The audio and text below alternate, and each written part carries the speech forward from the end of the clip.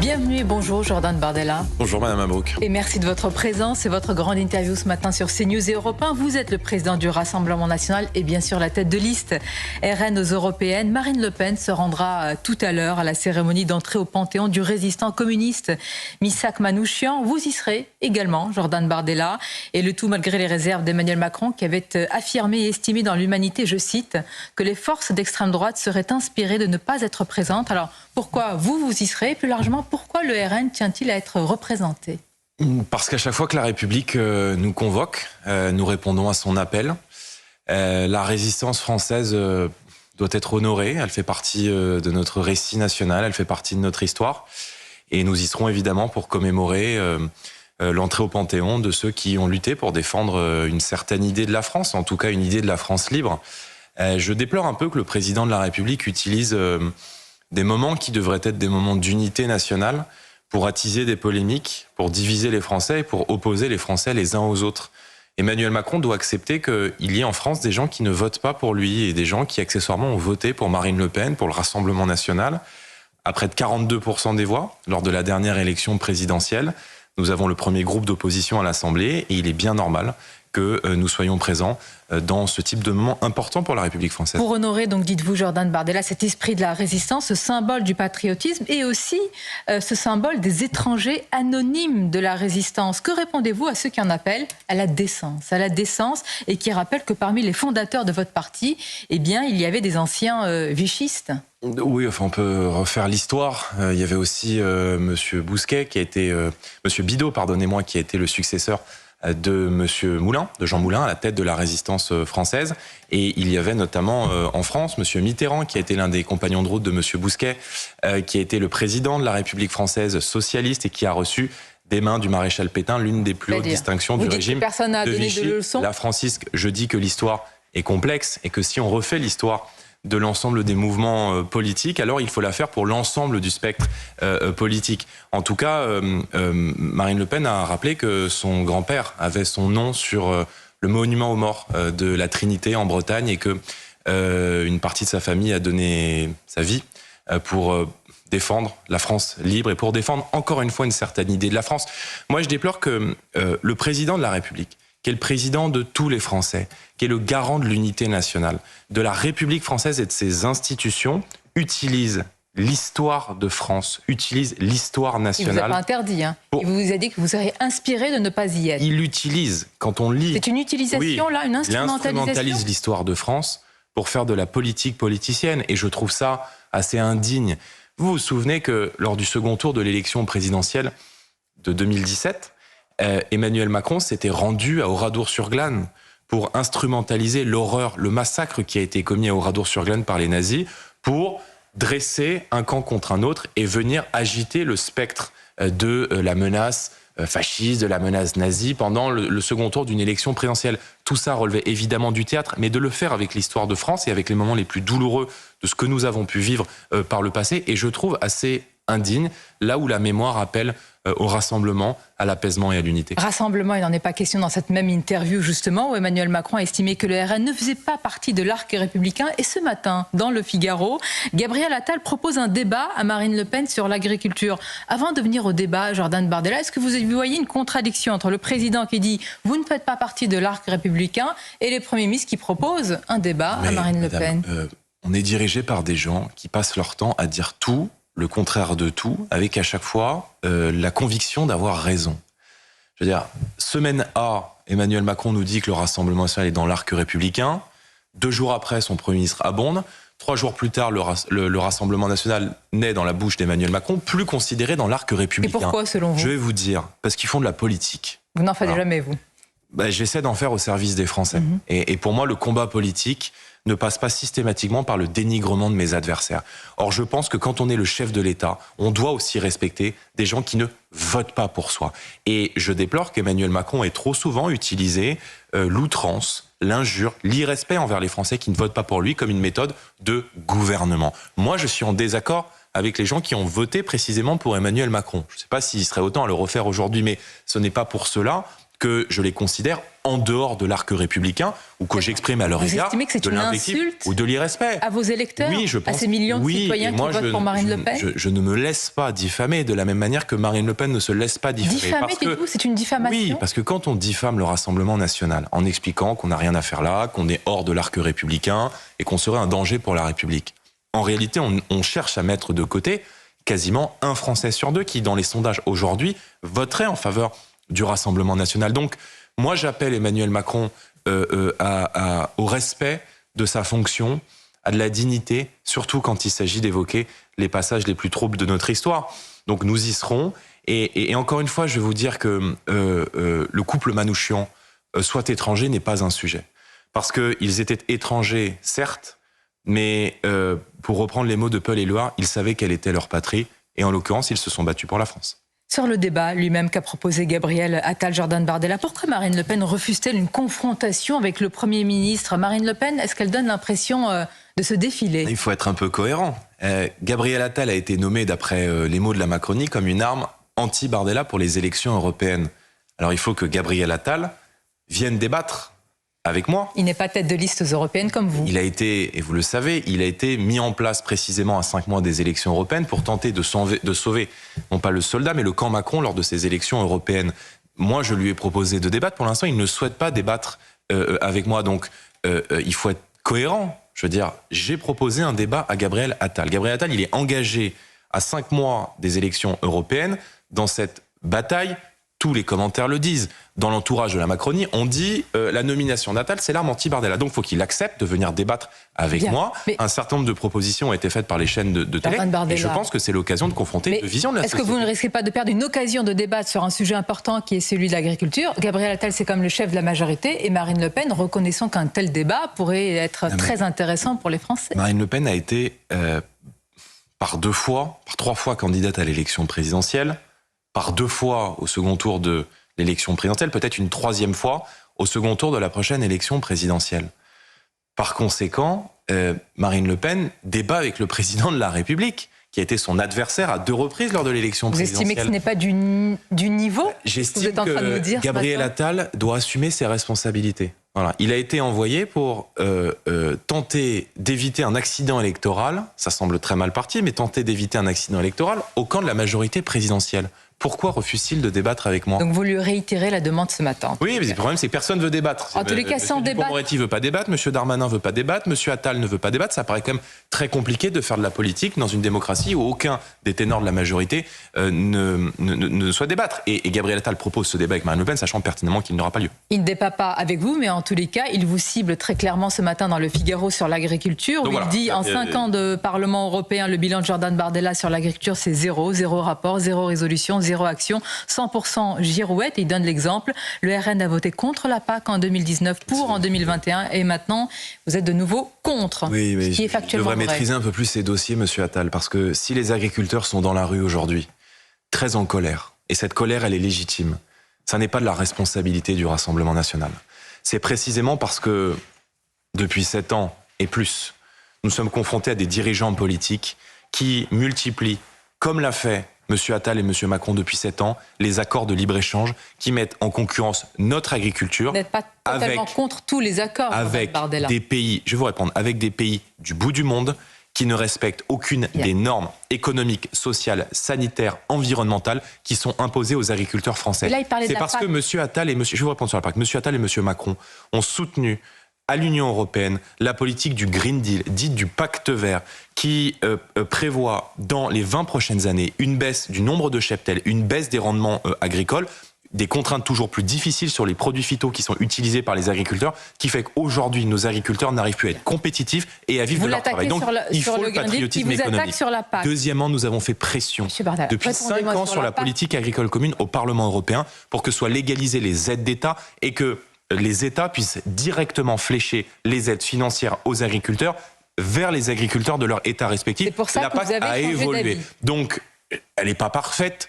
J'en conteste encore une fois la philosophie au niveau européen, mais dans l'état actuel des choses, cette PAC, elle est nécessaire pour les agriculteurs. Donc, je l'ai votée et je l'assume. Donc, quand ça va dans le bon sens, vous pouvez voter avec la majorité présidentielle au Parlement européen.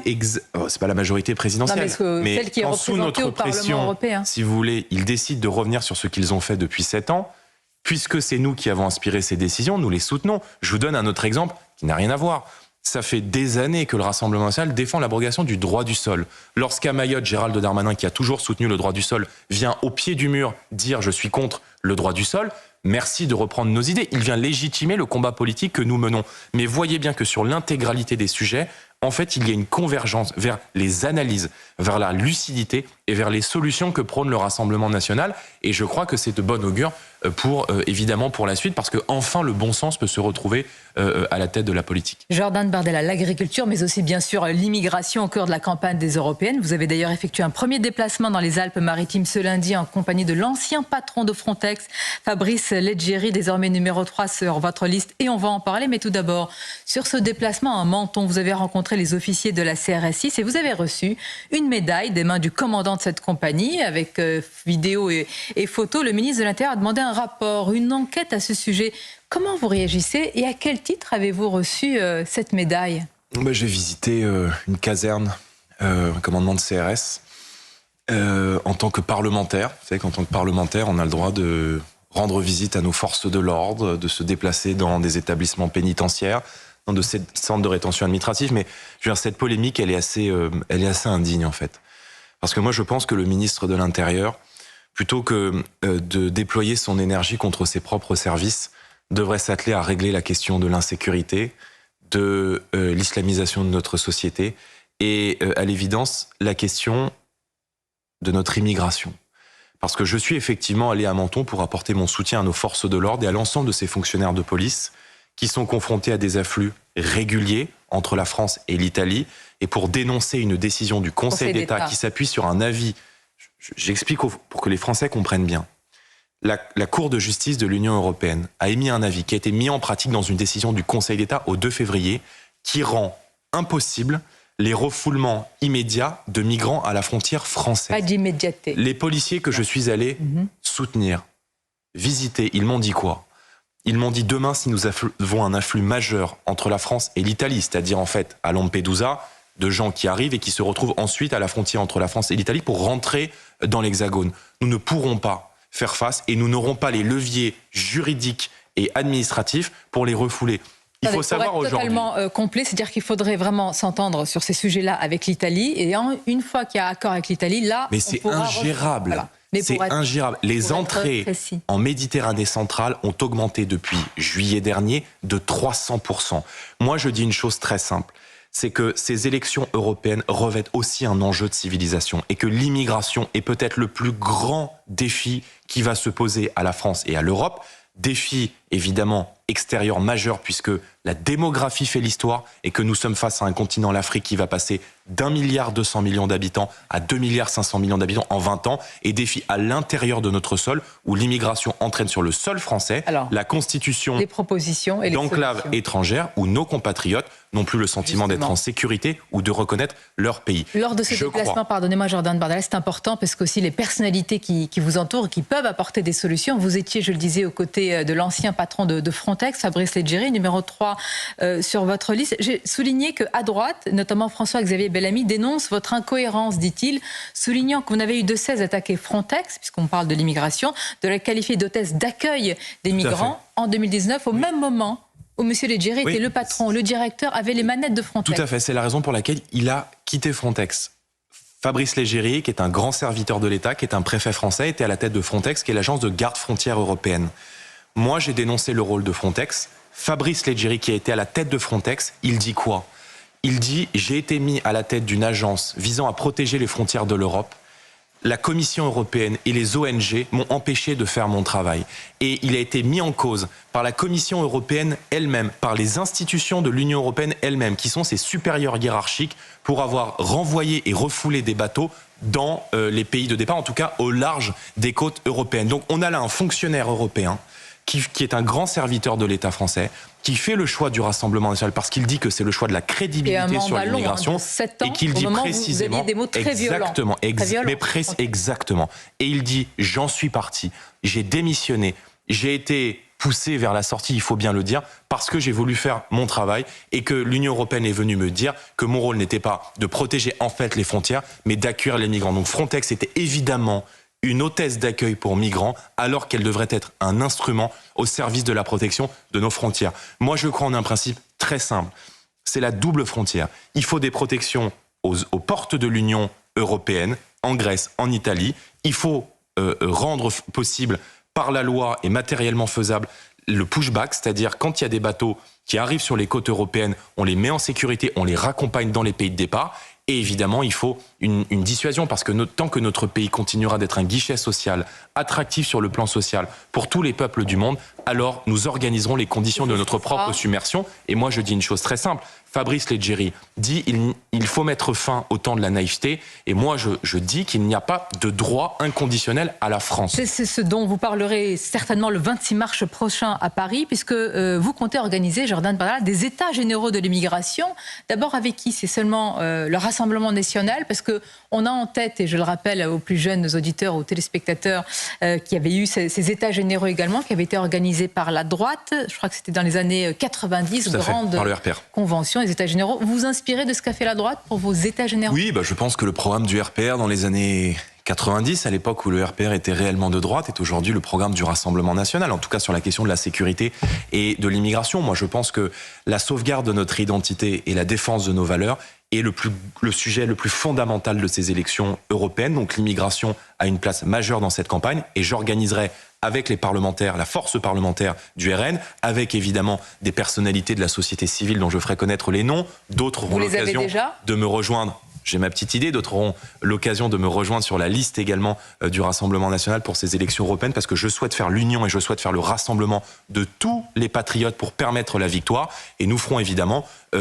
aujourd'hui les états généraux de l'immigration, et nous proposerons, parce que l'enjeu n'est pas tant de regarder aujourd'hui notre identité et notre pays changer, mais de proposer des réponses pour que la France demeure la France au XXIe siècle et que les Français puissent évidemment être protégés. La France, justement, Jordan Bardella, après la mort de Navalny, d'Alexeï Navalny, opposant et adversaire numéro 1 à Poutine, la France demande une enquête indépendante sur la mort de l'opposant. Vous, au pouvoir, vous l'auriez demandé? Oui, bien sûr. Bien sûr, sans aucune hésitation. Cela va de soi. Le régime russe... Ça va de soi, venant de vous, je n'en suis pas si sûr. Vous m'interrogez, je vous réponds. Alexeï Navalny était le premier opposant au régime, et je crois qu'on reconnaît ou non la qualité démocratique d'un État à la manière dont il considère ses opposants et son opposition. Et enquête, il doit y avoir, mais il est évident que le pouvoir russe a une part de responsabilité dans le décès de son opposant, bien sûr. Oui, c'est un euphémisme. C'est-à-dire, donc, il est totalement responsable? Je pense qu'il a une très grande part de responsabilité, évidemment. Alors, pourquoi les eurodéputés RN, un an avant sa mort, et la question avait été posée à Marine Le Pen en février 2023 au Parlement européen, n'ont-ils pas voté une résolution qui dénonçait des conditions qui ont donc, si on vous entend bien, conduit à cette mort? Parce qu'il ne faut pas se satisfaire du titre des résolutions, il faut regarder ce qu'il y a précisément dans ces résolutions. Hier, oui. Et moi, Allez-y. Non, mais c'est une longue résolution, mais il est décrit les conditions inhumaines de détention, et c'est une résolution peut-être symbolique pour certains, mais qui dénonçait justement les conditions d'enfermement. Moi, je dénie le droit à l'Union européenne de s'arroger des pouvoirs diplomatiques. Voilà, donc on a toujours été extrêmement clair sur ce sujet. À partir du moment où l'Union européenne cherche à s'arroger les prérogatives diplomatiques qui sont théoriquement celles des États, nous refusons ou nous abstenons sur ce type de résolution. Si c'était la France qui avait voté, par exemple, au Parlement, une telle, disons, une sorte de résolution comme celle-là, vous auriez voté? Probablement. On est dans une dérive depuis maintenant une décennie de l'Union européenne qui, en matière diplomatique ou en matière de défense, tente de s'arroger les prérogatives des États. On l'a vu d'ailleurs sur les propos extrêmement ambigus qu'a tenus Emmanuel Macron à l'égard d'un éventuel partage de la dissuasion du système de dissuasion français. Pour ça, vous n'avez pas voté pour dénoncer les conditions? Oui, je pense qu'il faut mettre des lignes rouges. Voilà. Et je pense que l'Union européenne doit être remise à sa place, et que l'Europe, moi je crois dans l'idée européenne, mais doit être d'abord une Europe des nations, des coopérations entre États, et il y a des lignes rouges. Je pense que la gestion de l'immigration est une ligne rouge. La défense et la diplomatie sont également d'autres lignes rouges, parce que si on écoute l'Union européenne, il faut faire la guerre avec la terre entière. Merci Jordan. Juste d'un mot, comment on appelle un régime qui tue ses opposants? Un régime autoritaire, voire plus. Plus, c'est quoi? Totalitaire. C'est le cas de la Russie? Je ne distribue pas des brevets je ne suis pas moi Emmanuel Macron. La Russie est une puissance nucléaire. La France est une puissance nucléaire. Par conséquent, je crois qu'il faut être extrêmement vigilant, surtout en temps de guerre, aux mots que l'on utilise, mais c'est à l'évidence un régime autoritaire. Merci Jordan Bardella. Merci à vous. C'était votre grande interview ce matin et à bientôt.